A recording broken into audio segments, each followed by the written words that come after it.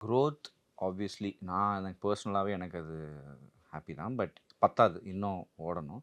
But S நீங்கள் சொன்ன மாதிரி ஸ்டார்ட்டிங் யூடியூப்லேருந்து சேனல் வரதுக்கு முன்னாடி யூடியூப்பில் டான்ஸு, அப்புறம் ஷார்ட் ஃபிலிம்ஸ் அப்படி ஆரம்பிச்சது.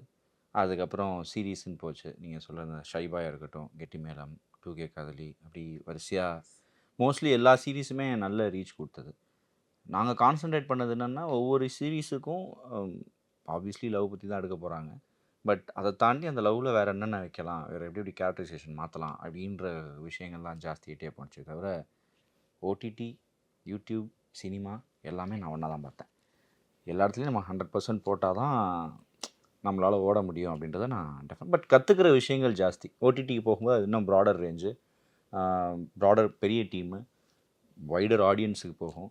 ஸோ அவங்களோட எப்படி நம்ம கோப் அப் பண்ணி, அவங்களோட யார் யார்ட்ட என்னென்ன கத்துக்கலாம், யார்கிட்ட என்னென்ன கத்துக்கக்கூடாது, இந்த மாரி விஷயங்கள்லாம் என்ஜாய் பண்ண முடிஞ்சுச்சு. ஜர்னி தானே!